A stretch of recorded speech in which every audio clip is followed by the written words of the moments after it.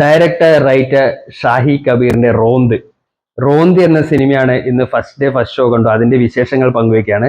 റോന്ത് ഒരു അതിഗംഭീര സിനിമയാണ്. കൂടെ അതിന്റെ പിന്നണിയിൽ പ്രവർത്തിച്ചവരെ നമുക്ക് നോക്കാം. ഡയറക്ടർ റൈറ്റർ ഷാഹി കബീർ, അതുപോലെ തന്നെ producers Ratheesh Ambat, Kalpesh Damani, music composer Anil Johnson, cinematographer Manesh Madhavan, editor Mangalath Praveen, sound department Arun Ashok, Thampi Sonu, visual effects Mahesh Kundar, editorial department Robert Lang colourist ചെയ്തിരിക്കുന്നു.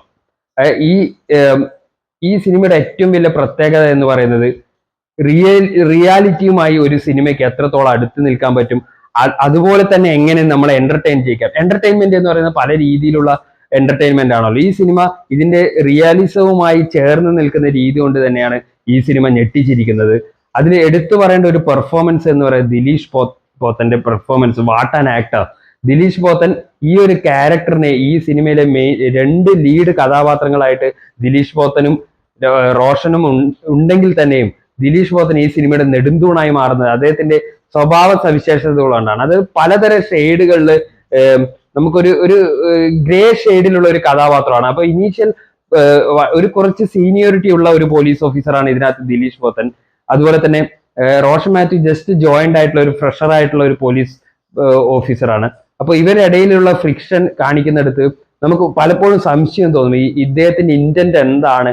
ഇദ്ദേഹം വളരെ റൂഡായിട്ടുള്ള റഫായിട്ടുള്ള സീനിയോറിറ്റി കാണിക്കുന്ന സീനിയോറിറ്റി സഹപ്രവർത്തകരിലേക്ക് ഇമ്പോസ് ചെയ്യിക്കുന്ന ഒരു കഥാപാത്രം പോലെ ഫീൽ ചെയ്യുന്നു. പക്ഷെ ഇവർ ഒരു നൈറ്റ് പെട്രോളിങ്ങിന് ഇറങ്ങുകയും അതിനെ തുടർന്ന് പല ഇൻസിഡന്റുകളിലേക്ക് ഇവര് എത്തിച്ചേരുകയും ആ സമയത്ത് നമുക്കൊരു പുനർവിചിന്തനം ഉണ്ടാവുകയാണ്.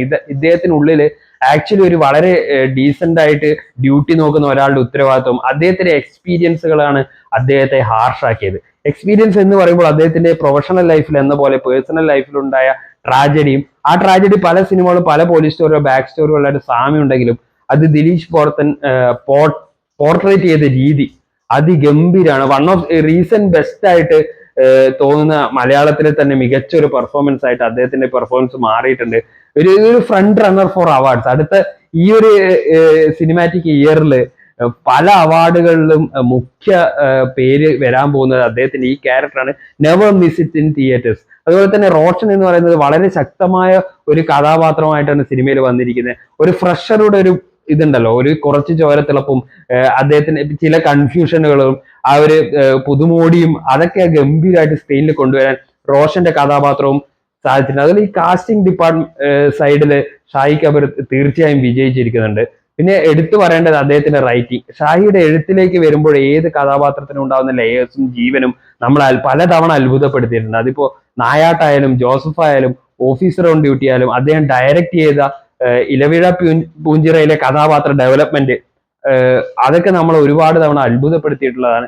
ഇതിൽ വരുമ്പോഴും പോലീസുകാരുടെ ദൈനംദിന ജീവിതത്തിലേക്കും അവരുടെ പ്രൊഫഷണൽ ആൻഡ് പേഴ്സണൽ ലൈഫിനും ഇടയിലുണ്ടാവുന്ന വളരെ ഞെട്ടിക്കുന്നതും ട്രാജിക്കലുമായ ഇൻസിഡൻസുമാണ് ഈ സിനിമയും പ്രതിപാദിച്ചു പോകുന്നത്. പക്ഷെ സിനിമ കംപ്ലീറ്റ്ലി ഒരു സാഡ് മൂഡിലല്ല, ഒരുപാട് നർമ്മ മുഹൂർത്തങ്ങൾ സ്വാഭാവികമായി സിനിമയിൽ വന്നു ചേരുന്നുണ്ട്. അതിന് ദിലീഷ് പോത്തന്റെ ഡയലോഗ് ഡെലിവറി, വളരെ തന്മയത്വത്തോടുള്ള ഡയലോഗ് ഡെലിവറി, അതും ഒരു ആക്ടർക്ക് വേണ്ട ഒരു കഥാപാത്രത്തെ അവതരിപ്പിക്കുക, ഡയലോഗ് ഡെലിവറി, രൂപഭാവാദികള്, കൺസിസ്റ്റൻസി, ഇതെല്ലാം ആണ് ഒരു ആക്ടിങ്ങിനെ നിർണ്ണയിക്കുന്നതെങ്കിൽ അതിൽ എല്ലാത്തിനും 10/10 സ്കോർ ചെയ്ത പോലെയാണ് ദിലീഷ് പോത്തന്റെ ഈ പടത്തിലെ പെർഫോമൻസ് കണ്ടിട്ട് തോന്നിയത്.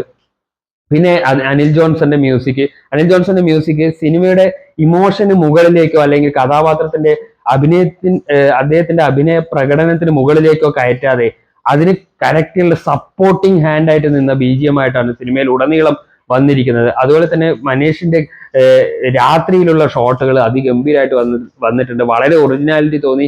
ആ ഹിൽ സ്റ്റേഷൻ, ഇരിട്ടി ഭാഗത്തുള്ള ഹിൽ സ്റ്റേഷനും ഇവരുടെ ജേർണി ഒരേ സമയം തന്നെ ഒരു റോന്ത് എന്നുള്ള പേര് തന്നെ അവരുടെ അറിയാമല്ലോ, ആ ഒരു നൈറ്റിലുള്ള അവരുടെ പെട്രോളിങ്ങും അതുമായിട്ട് റിലേറ്റഡ് ആയുള്ള സംഭവങ്ങളാണ്.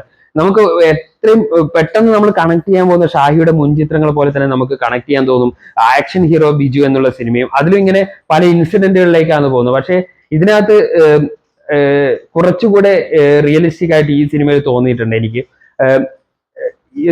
അതിന് പ്രധാന കാരണം ദിലീഷ് പോത്തന്റെ അഭിനയ മികവ് തന്നെയാണ്. ഒരു ഒരു ഒരു പോലീസുകാരൻ ഒരു സമൂഹത്തോട് എത്രത്തോളം കടപ്പെട്ടിരിക്കുന്നു, അതായത് സമൂഹത്തോട് എത്രത്തോളം അയാൾക്ക് ഉത്തരവാദിത്തമുണ്ട് എന്ന് പോലെ തന്നെ പോലീസുകാരുടെ മാനസികാരോഗ്യം എന്നുള്ളത് കൂടി ഈ സിനിമ മുന്നോട്ട് വെക്കുന്ന ഒരു പ്രധാന വിഷയമാണ്. പോലീസുകാർ ഒരു എന്താ പറയാ ഒരു യന്ത്ര മനുഷ്യനോ അങ്ങനെ ഒരു ആളല്ല. അദ്ദേഹത്തിനും ഇമോഷൻസ് ഉണ്ട്. അദ്ദേഹത്തിന്റെ ഡ്യൂട്ടിയിൽ ആയിരിക്കുമ്പോൾ ഇത് നമ്മൾ ശ്രദ്ധിക്കാൻ ആവശ്യമില്ല.